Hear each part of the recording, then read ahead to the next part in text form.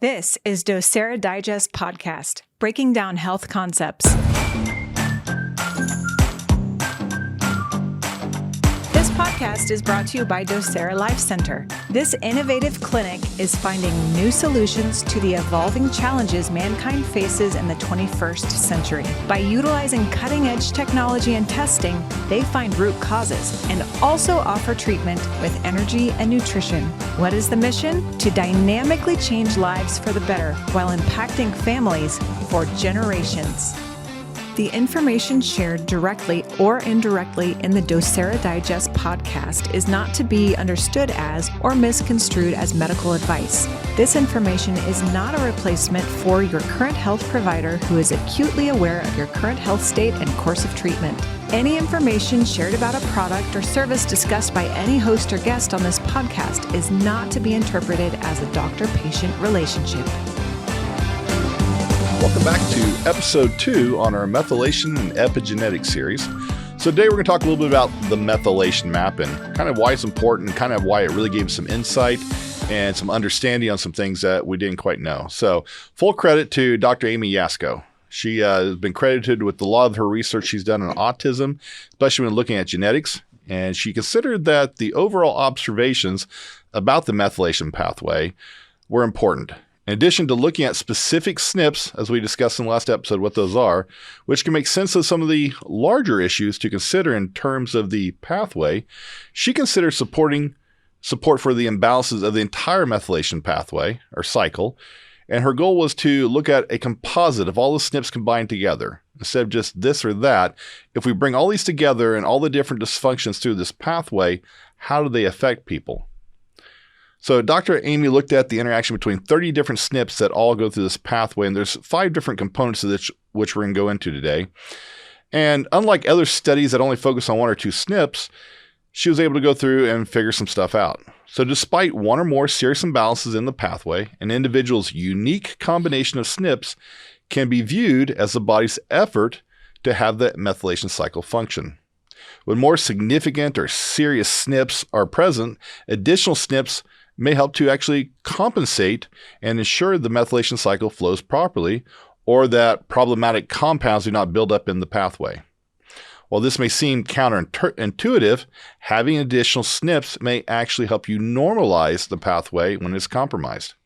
And so it's important for us to look at these entire pathways overall and be able to understand what we're actually looking at here. So furthermore, this should help us to alleviate the fears for those of us who have a lot of different SNPs in the methylation cycle and be able to understand why it may not be the huge alarm that some people think it is, or some of the fear mongering I think that's going on out there with some of it. People are freaking out, and just because we discovered it, it's like, well, you've lived your whole life with it so far. Is it an issue? Is it something we need to address? Is it something that we need to figure out if we need to come through and pinpoint for certain things we need to address? And that's kind of some of the things that we specialize in here. So the methylation cycle has 5 cycles that it deals with. The urea cycle, and I'm not going to go into a lot of depth because these guys are going to go through it masterfully. The neurotransmitter cycle, folate cycle, methionine cycle, and transsulfuration cycle. Ugh. This complex pathway means that it is a means for moving methyl groups in the body, to make neurotransmitters, to make thiamidine, to recycle vitamin B12, and to methylate DNA and other molecules. So cycle 5 involves the detoxification of sulfur from sulfur-containing amino acids. The ammonia that is produced by cycle 5 is detoxified by cycle 1, so it's all linked together. The urea cycle. However, if NOS, nitric oxide synthase, is uncoupled by BH4 depletion, which we're going to get into this here, peroxynitrite is produced. And peroxynitrite is a leading cause for inflammation and can be a root cause for a whole lot of different diseases. And so we're going to kind of talk about how some of these things play into that here. So again, this is a complex situation that may require help from professionals who know how to address these things, not just how to read the report, but actually how to go through and actually address what's going on in your body with that and be able to figure that out. So what do you need currently to address these dysfunctions or other exogenous influences outside of the body that may disrupt your system, from toxins, which is in your food, your diet, your environment, to electromagnetic radiation, which is a big one that the last 20 to 30 years has really come up because most of it really didn't do much with Wi-Fi. or all the other cell phone towers and everything else we're dealing with until the last 20 years. And so these are things that we're trying to understand what's actually doing in our body. So, and then the other thing is underlying stealth infections, which you can go back to some of our other podcasts and see all the other things we've done and talked about, that these stealth infections aren't being found, and there are manipulators from viruses to parasites, Lyme disease, all these other different things in the body that affects us, mold. All these can have an influence and affect how we actually express or suppress our genome. And that's what we're here for. We're help you to help detangle this mess and help you give better options to live a better life. And so now we're ready to talk about the urea cycle. Awesome. Thanks, Dr. Kyson. Yep. So real quick, let's highlight what is a urea cycle, what is a Krebs cycle, and then how is all this going to affect digestion. So the urea cycle, the chief function of the urea cycle is to clear ammonia. So ammonia, very toxic in the body, especially in high levels. And ammonia is formed as a byproduct during the conversion of cystathionine to cysteine within the transsulfuration pathway. And by the way, this isn't in my notes, but if you see the methylation map, I don't know if I'll have a link to it, but at the very least, if you ever sit down and we're going over a genome report together, we'll pull up the methylation map. And this is a 2D image of trying to conceptualize how these complex biochemical pathways are interacting with one another. So as we talk about the methylation map, that's what we're referring to. It's not like there's a methylation map happening within a cell as it's drawn out. So long story short, the urea cycle is a process by which ammonia is converted to urea in the liver, and then that urea is excreted via the kidneys. Okay, so let's stop there. Let's go to the Krebs cycle. The Krebs cycle, or the citric acid cycle, is a biochemical pathway that is involved with the production of what is called ATP. If you're familiar with that, long story short, ATP is our body's fuel or energy that occurs with and is needed for every biochemical process in the body. Now, the Krebs cycle is a process which occurs within the mitochondria of our cells.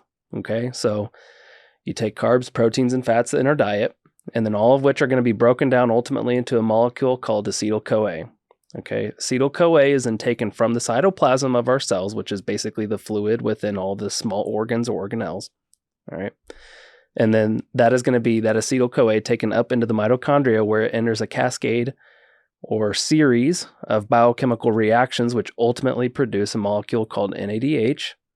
All right. And NADH is going to go through what's called the electron transport chain, which is then going to produce our ATP, which is essential again for our body's fuel. And there you go. That's about half a semester or so of biochemistry in a few sentences. That was really well done. Thank you. But moral of the story, the Krebs cycle is intimately involved with the production of energy throughout the body and is thus essential for life. All right, now what does this have to do with digestion? So the urea and the Krebs cycle affect digestion and metabolism in the following ways. First, if you look at the methylation map, you'll notice that the urea cycle and the Krebs cycle are adjacent to one another. All right. The urea cycle kicks off what's called fumarate, which is then going to go into that series or cascade of reactions. That is the Krebs cycle.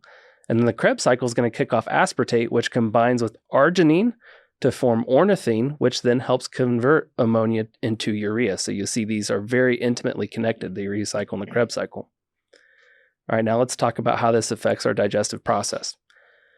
Real quick crash course on digestion. So the digestion of proteins begins in the stomach, all right, which is where hydrochloric acid and pepsin begin the process of breaking down proteins into their smaller amino acids. As the digested food blob that is called chyme enters into the small intestine, it mixes with bicarbonate, which is very alkaline, and digestive enzymes. The bicarbonate neutralizes the acidic hydrochloric acid in order to protect the small intestine. And the digestive enzymes begin to break down those proteins into smaller peptides and then amino acids. And then you have these digestive hormones that are called secretin and cholecystokinin, which are released from the small intestine to aid in this digestive process. And these digestive proenzymes are released from the pancreas as well. Then you have enterokinase, an enzyme located within the walls of the small intestine, which activates what's called trypsin, and which in turn activates chymotrypsin. And these enzymes liberate the individual amino acids. Okay, so we've essentially taken the protein and broken them down into the smallest form, which is amino acids. All right, that's all you need to worry about. Then these amino acids are transported into the bloodstream, where they are then taken to the liver and the cells throughout the body and can be used to create new proteins. When in excess, the amino acids are processed and stored as glucose or ketones. And the nitrogen waste that is liberated in this process is again converted to urea within the urea cycle and is thus eliminated in the urine. In times of starvation, amino acids can be used as an energy source and processed, once again, through the Krebs cycle. So, to sum up, moral of the story here, and here's your take home. If you have any of the SNPs or genetic variants within the urea cycle genes or the Krebs cycle, this can potentially cause a buildup of toxic ammonia in the body and not getting the essential molecules from the urea cycle to the Krebs cycle, and thus potentially causing fatigue due to a dysfunctional Krebs cycle because, again, that's what's producing your ATP. And that's it. That's all I got for you guys. So with that, I'm going to go ahead and kick it over to Dr. Caleb. All right. Thanks, Dr. Luke. So one thing that I think would be helpful when looking at these cycles or trying to kind of imagine how these cycles work is to think of them as a roundabout or circle intersection. I know a lot of people don't know how those work, but if you do, then it will really help you understand this process, okay? So with the roundabout, you enter the cycle at a certain point, and you can keep going around the circle until you reach the exit that you need to take. If you miss your exit or are unsure which exit you need to take, the good news is you can keep going round and round and round until you figure it out. Okay. Now, in the same way, the body takes these components and can keep spinning them around the cycle, converting to different components as the body needs. And if certain ones aren't needed, or if they block pathways for some of those, then it can cycle all the way back to the beginning and just kind of keep going through until the body needs it. Okay. So the body also helps identify which exit needs to be taken by blocking the exits with inhibitor molecules. So as we go through, there's going to be a lot of conversions. All these conversions happen from enzymes. I'm not going to label all these because, again, we'd have to go into all those alphabets and all the acronyms and things. There are a couple I am going to mention, but overall, I'm going to try to keep it pretty simple. So the first cycle I want to talk about is the folate cycle. So what is folate? So folate is also known as vitamin B9. We get it through dietary sources such as green leafy vegetables. Also, that's been included in fortified foods and through supplements as the synthetic form of folate, which is usually listed on labels as folic acid. As most of you probably know, folate is most commonly associated with pregnancy, as folate metabolism affects ovarian function, implantation, embryogenesis, and the entire process of pregnancy. Associations have also been found between the imbalance of low folate and high homocysteine levels with recurrent spontaneous abortions and other complications of pregnancy. It also has an effect on the incidence of neural tube defects, and some research indicates that it could be linked to the inflammatory aspects of conditions like asthma. So again, as we go through this cycle, we're going to be talking about key hubs or exits. So that folate that comes in is going to be first converted to dihydrofolate or DHF, which is where the cycle circles back to if we go all the way around the roundabout. DHF is then converted to tetrahydrofolate or THF, which is then converted to 5,10 methylene tetrahydrofolate or MTHF. So the 5,10 MTHF is the main hub of the folate cycle, and it can continue through that pathway for nucleic acid or DNA synthesis by taking deoxythymidine monophosphate, which is DTMP, or creating that from deoxyuridine monophosphate.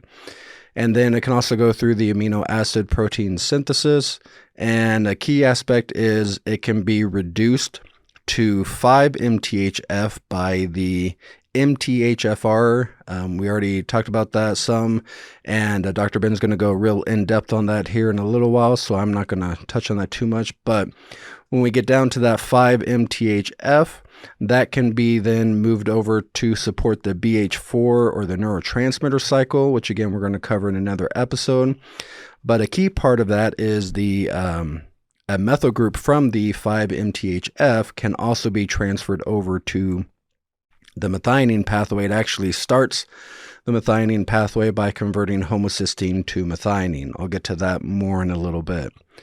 So some of the things that limit the folate cycle, we obviously, B9, a folate vitamin, is needed for the folate cycle to even start, but a lot of the enzymes and conversions occur through support of a lot of other B vitamins like B3, B2, B6, and then when we get into methionine pathway, there's a couple that rely on B12 also.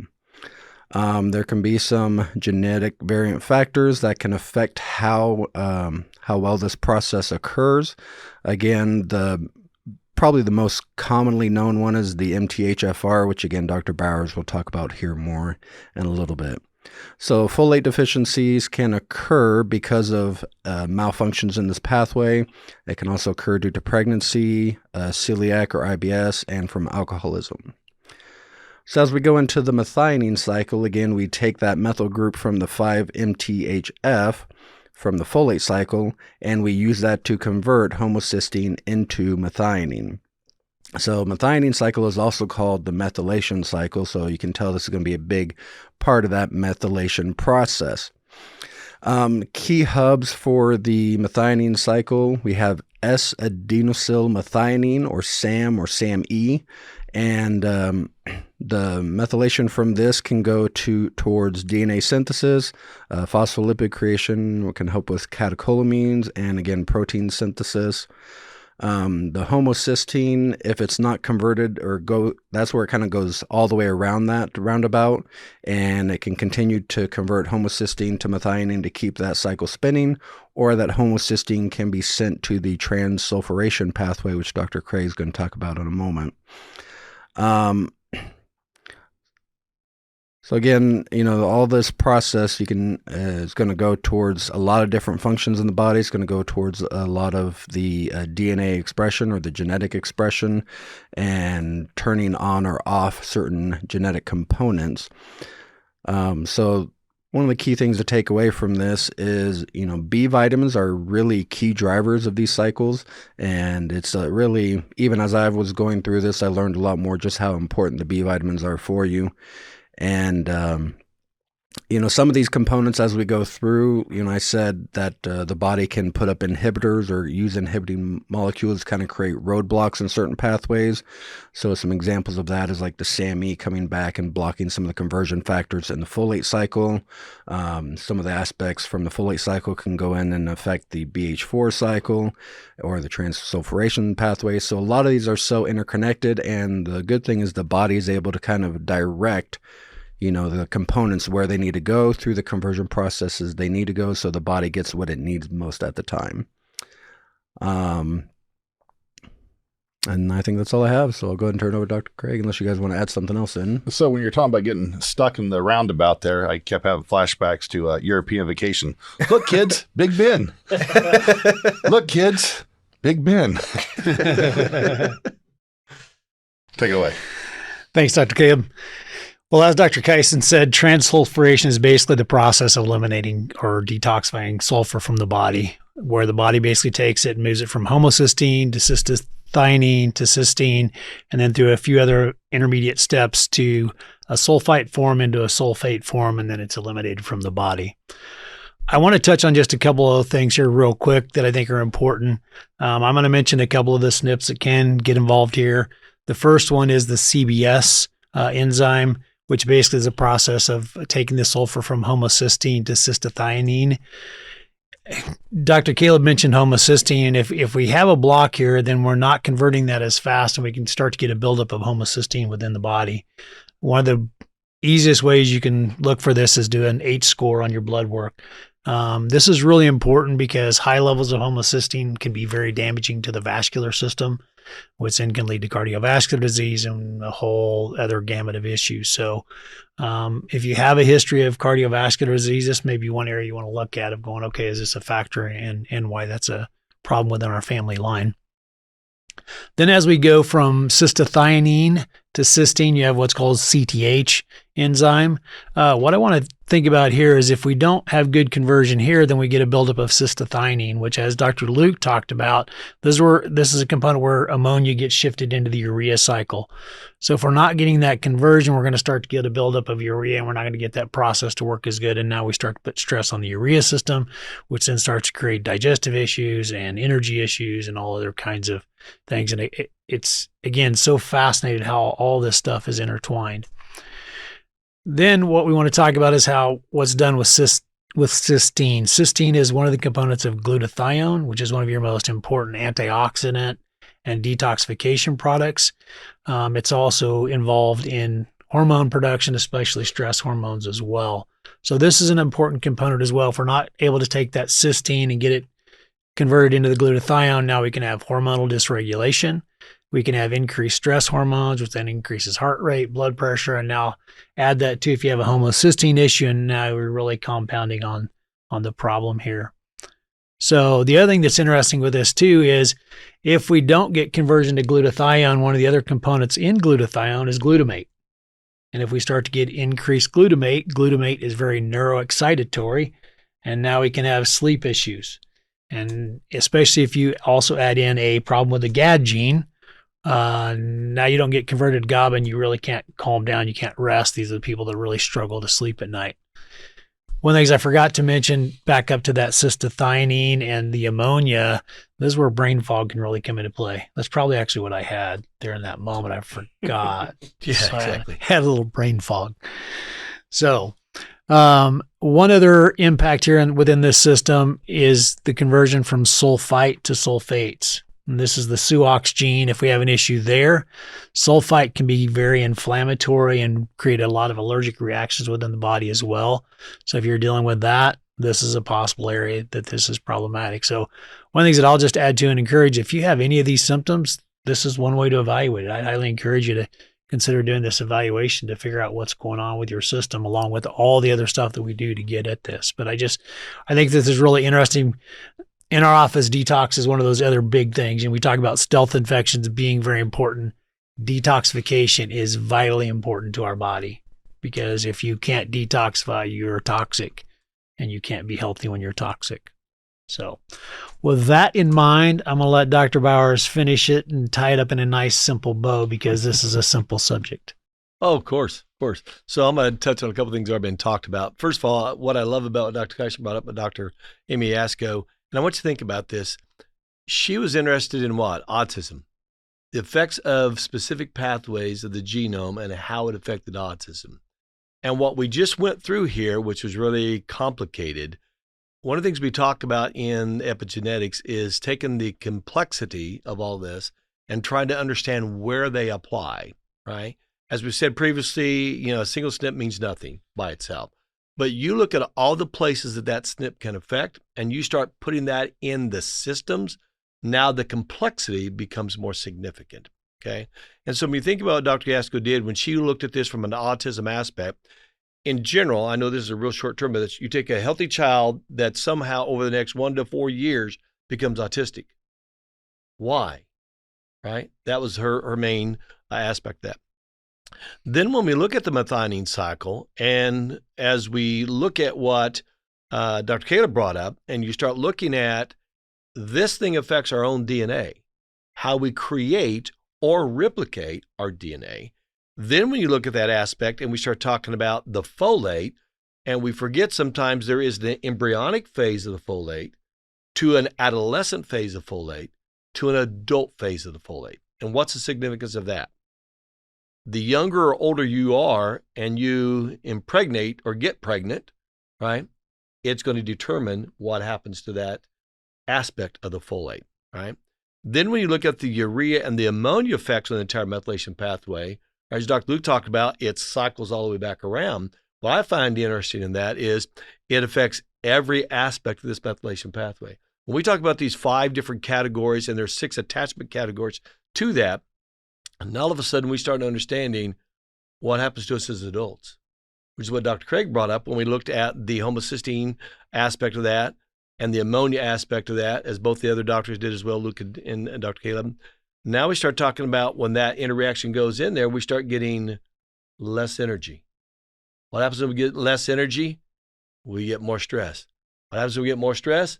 We get more mood alteration, right?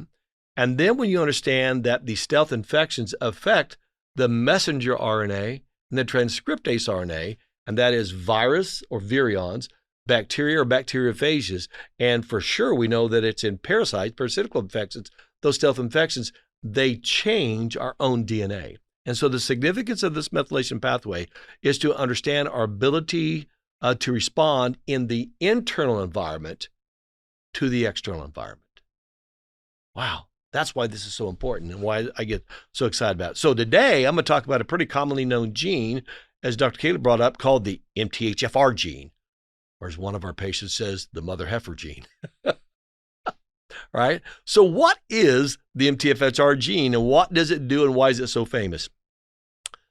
Well, first of all, MTHFR is not a disease. It's a gene. And for those of you watching, this is kind of like a mic drop moment. It's like, ta-da! It's not a disease, right? It is a gene or genome, right? Most people have been tested and been told they have the MTHFR gene and believe that this is the cause of either birth defects and or the cause of most, if not all, diseases. As Dr. Kaisha brought up, I think it was last episode you brought that up, it's like, oh, my child has MTHFR. What do we do? What do we do? Right? Wow. Well, is it or is it not a significant issue? Let me start by explaining that in the methylation pathway, there are 3 different types of keys that are needed, and they affect every single cell in our body. The first one is what I call the enzymatic triad key, and we'll discuss that later. The second one is called the D3 key. We'll also discuss that one later. And the third one that we're talking about today is the methyl key. Without those 3 keys, you're stuck in the roundabout. You never get out. And those tell us that those are either the instigators or the blockers in that roundabout to make all this work. So this next sentence is very complicated, but I want you to hear me out because this is the significance of what it really means. To create a methyl key, which is one of the 3 keys every single cell needs, you must be able to methylate. To be able to methylate, you must be able to methionate. And to methionate, you must be able to folate. Pretty simple. Methylfolate plays an important role in making neurotransmitters such as serotonin and dopamine and norepinephrine, which is what helps regulate our moods. And that's where the MTHFR comes in. So what is MTHFR? MTHFR stands for methylene tetrahydrofolate reductase enzyme. Let's say that really fast. That. It's a gene that makes a very important enzyme that converts the folate, the B9, that you eat into its active and biological form of methylfolate. This process is very necessary when you have to make new cells, make a baby, right? And regulate the DNA methylation, the DNA synthesis, and the DNA repair.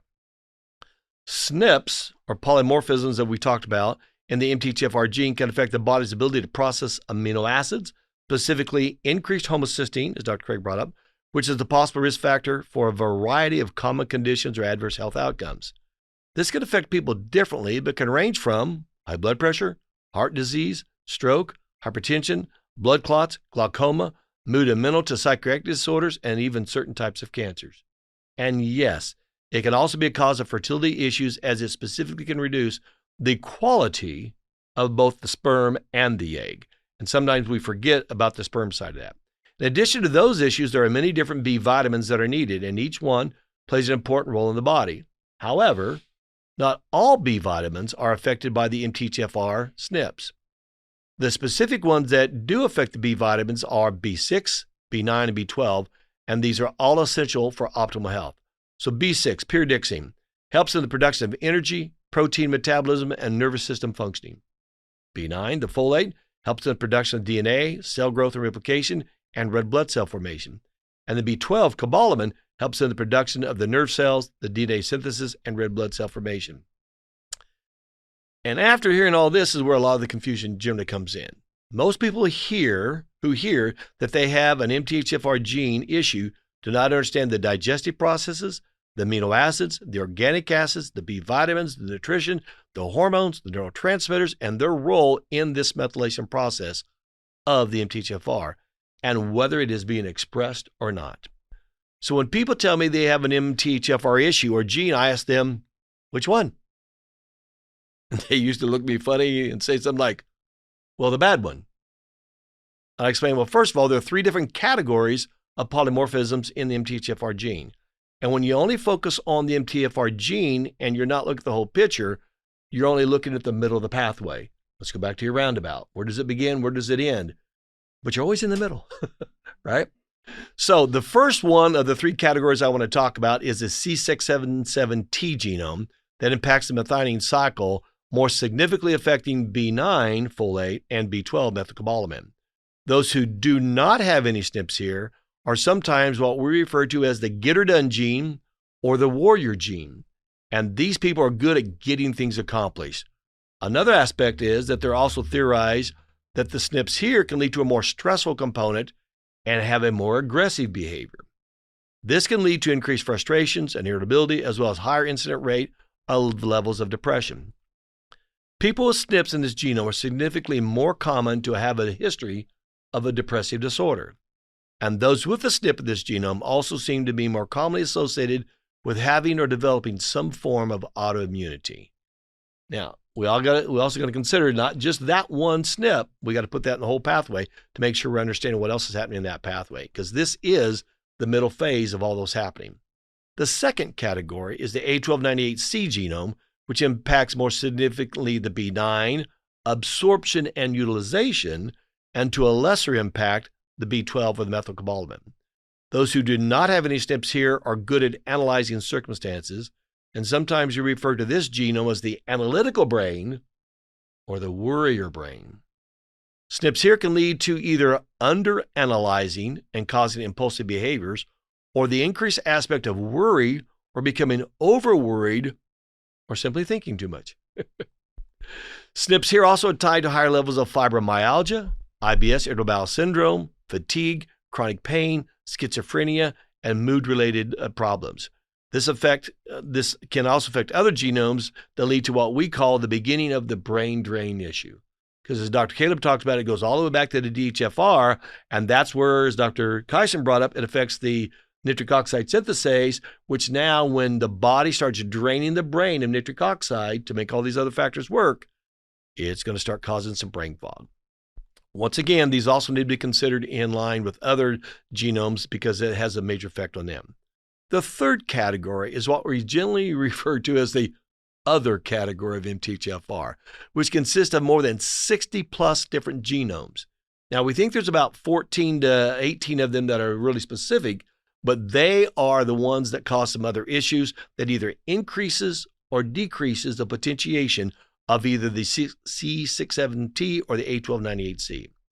This is also compounded by the fact that if you have a single SNP in either one of these, the first or second gene, that will reveal one aspect in the other. So just because we have one, it has multitude effects, and if you have another one, it has other multitude effects, and then if you have a progenitor underneath that, it affects them even to a greater level.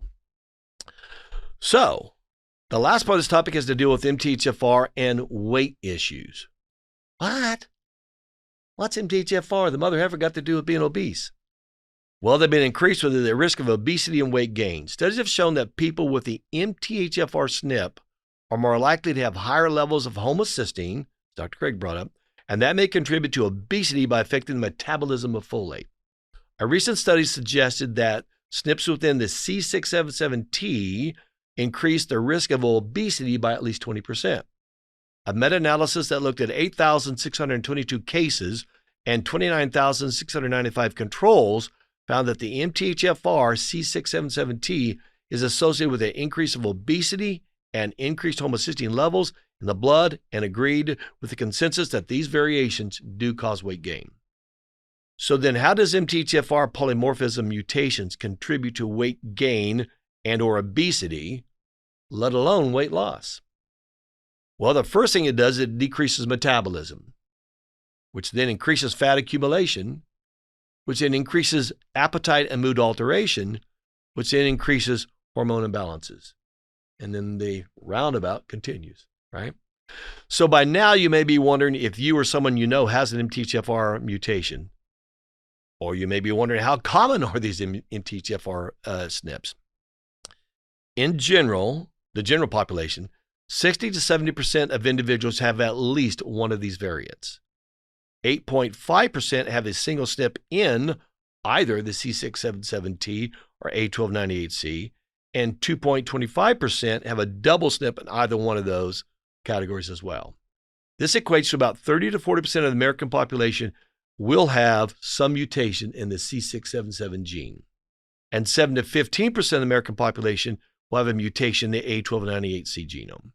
Now, generally, we talk about the A1298C doesn't have that much effect on the totality of the life, but it has a derogatory effect, which means it slows down all the other processes that make the body spend energy in other places it shouldn't have to.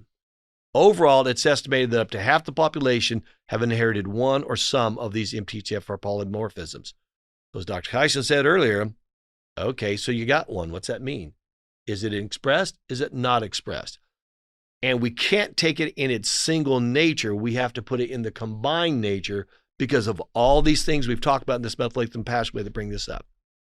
So in conclusion, since MTHFR variations can affect the body's ability to metabolize B6, B9, and B12, which can also impact the conversion of homocysteine to methionine, this can have a number of negative health effects, highlighting the importance of identifying and managing if you have any MTHFR gene variations that's causing you some problems. And understanding that these same MTHFR SNPs can affect weight gain and even obesity, it's critical to reduce inflammation, improve nutritional uptake, to help optimize your methylation process. Therefore, it's important for those of you listening to work with some type of healthcare provider who can help them understand how their genetics may be affecting their health and develop a very unique and appropriate specific treatment plan, which, oh, by the way, is exactly what we do. Okay? So in our next episode, we're going to discuss some pretty unique things coming up, how genomes can be turned on or off and their significance of being able to do that, how diet-specific nutrition affects the genome, how the DNA can be reprogrammed by words and frequencies, and then the diseases that are affected with the genome, and then lastly, what stress and exercise does on the effects of the genome. So God bless, and we'll be looking forward to you listening to our next episode. Thank you for listening to the Docere Digest podcast. If you enjoyed this episode, please be sure to subscribe and leave us a review. You can also find all the episodes and show notes over at docerelifecenter.com. While you're on the website, also be sure to check out the blog where you'll find videos and articles to help you proactively rebalance your health.